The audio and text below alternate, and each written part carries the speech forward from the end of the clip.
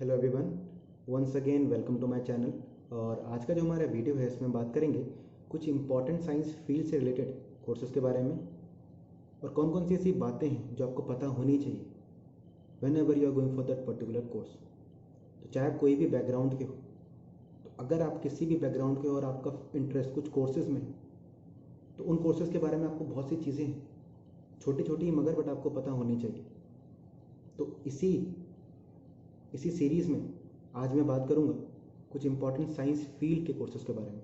So let's start. अब देखिए, पहली चीज़ जो हमें ध्यान में रख लेनी है, अगर आप साइंस फील्ड के कोर्सेज में जाना चाहते हो या कोई भी स्ट्रीम के कोर्स में जाना चाहते हो तो आपको डिफरेंस पता होना चाहिए प्रोग्राम एंड ऑनर्स का। अब देखिए, ऑनर्स जो कोर्सेज होते हैं they are generally specialised in nature. मतलब उसका कहने का मतलब मेरा ये है कि अगर आप ऑनर्स करते हो किसी सब्जेक्ट में, चाहे वो केमिस्ट्री है, फिजिक्स है, हिंदी है, चाहे वो आपका कॉमर्स है या बीकॉम प्रोग्राम है, तो आप किसी भी स्ट्रीम में चले जाइए। ऑनर्स का मतलब जो सिंपल सा मतलब यही है कि स्पेशलाइजेशन, आप उस सब्जेक्ट में स्पेशलाइज्ड हो रहे हो। 3 साल आपके ग्रेजुएशन के, आप इस सब्जेक्ट में आपका मेन फोकस रहेगा ही रहेगा। हो सकता है कि और जो भी चीज़ें या जो भी सब्जेक्ट आपके उन सब्जेक्ट से रिलेटेड है वो भी आप पढ़ते हो अपने ऑनर्स में, बट जो मेजर फोकस रहता है, मेजर फोकस आपके सब्जेक्ट पे ही रहता है।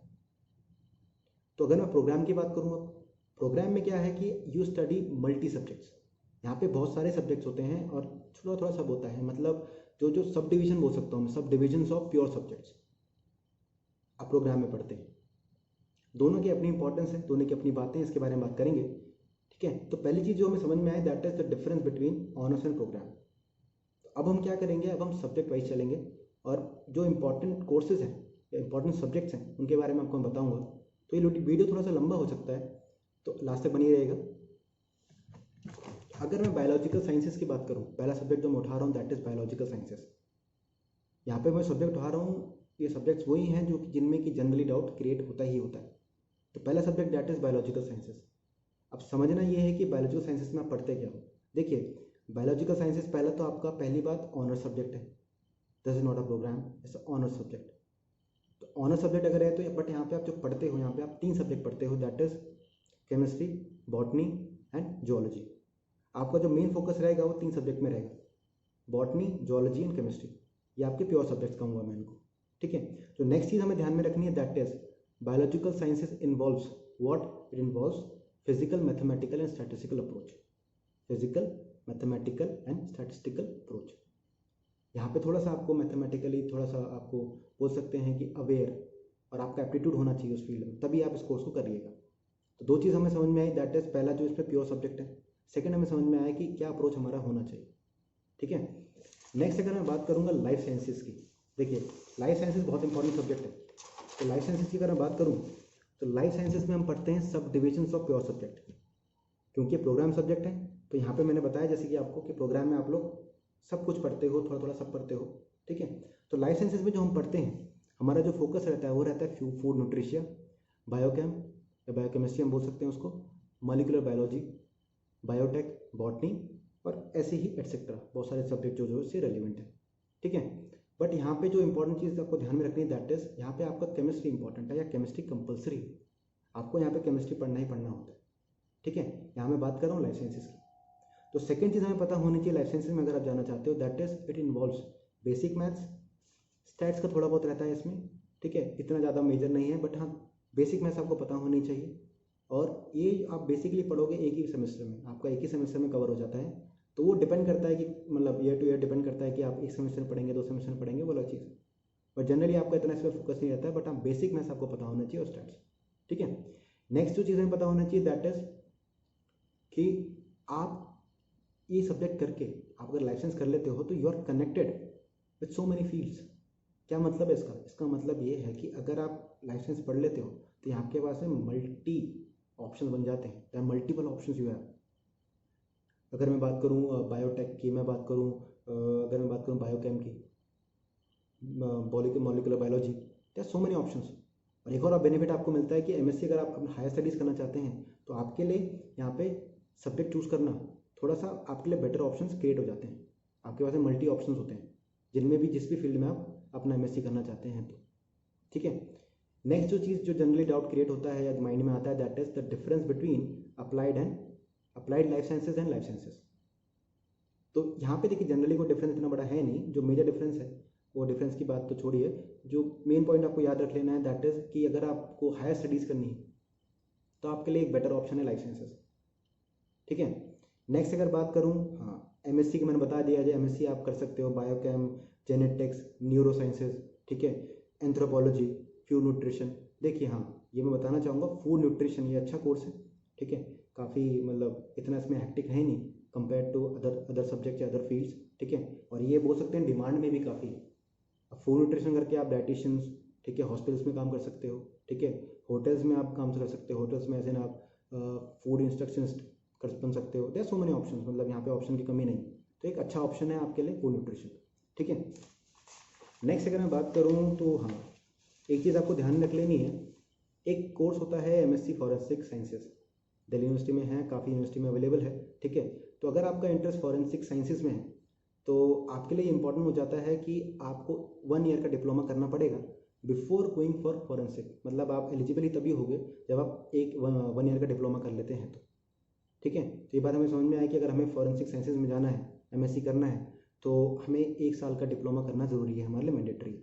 ठीक है, तो और ये कहाँ पे होता है, ये आप खालसा कॉलेज से कर सकते हो, दिल्ली यूनिवर्सिटी में नॉर्थ कैंपस से, मतलब कहीं से भी कर सकते हो, मतलब बहुत जगह में अवेलेबल है।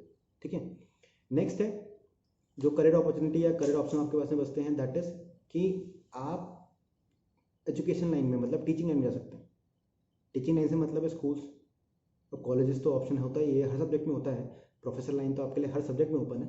ठीक है, बट यहाँ पे स्कूल्स का ऑप्शन बन जाता है आपके पास में टीजीटी साइंसेस। अब यहाँ पे देखिए थोड़ा सा ध्यान में रखना है, ये मैंने अपनी पिछली वीडियो में बात बताई थी कि अगर आप ऑनर्स में हो तो आपको थोड़ा ध्यान से, और ध्यान से क्या करना है, ध्यान से आपको समझ लेना है अपने सब्जेक्ट्स के बारे में। क्या समझना है कि अगर आपका इंटरेस्ट बीएड में, अगर आप चाहते हो कि आप टीजीटी पढ़ो, TGT is basically for 10th standard, school में पढ़ाते हैं जो आप, ठीक है, वहाँ पे आपको थोड़ा सा संभल कर सब्जेक्ट चॉइस करना पड़ेगा। जो सब्जेक्ट आप चूज़ करोगे वो आपके पास में, आप वो सब्जेक्ट 2 साल तक आपका पढ़ा होना चाहिए। मैं क्या कहने की कोशिश कर रहा हूँ, जैसे बीए प्रोग्राम में मैंने बताया था कि अगर जो आपको टीजीटी के लिए बनाना है, मतलब टीजीटी बनना है, बीएड आपने करा हुआ है और टीजीटी के लिए आपको पढ़ाना है, तो आपके पास में सब्जेक्ट कॉम्बिनेशन ज़रूरी हो जाता है। कैसे कॉम्बिनेशन, कि आपका कम से कम 2 साल आपको हिस्ट्री और पॉलिटिकल साइंस पढ़ा होना चाहिए, और ऐसे बहुत सारे कॉम्बिनेशन हैं अलग अलग सब्जेक्ट्स में, या आपका साइंसेस में अलग है, कॉमर्स में अलग है। तो यहाँ पे आपको ध्यान में रखना है कि ये कॉम्बिनेशन आपके लिए बनाना इंपॉर्टेंट है अगर आप ऑनर्स के हो तो। वहीं प्रोग्राम वालों को ये बेनिफिट मिल जाता है कि उनको ये कॉम्बिनेशन की ज़रूरत नहीं पड़ती है। क्यों? क्योंकि ये अपने आप ही वो सब्जेक्ट पढ़ लेते हैं, आप 2-3 साल तक आराम से वो सब्जेक्ट पढ़ते हो। क्राइटेरिया क्या है कि आपको 2 साल तक वो कॉम्बिनेशंस के सब्जेक्ट पढ़ने हैं, ये अलग अलग हैं हर सब्जेक्ट में। ठीक है, तो ये बेनिफिट आपको प्रोग्राम करने के बाद मिल जाता है, चाहे आप साइंस में करो, कॉमर्स में करो, या फिर आप आर्ट्स में करो।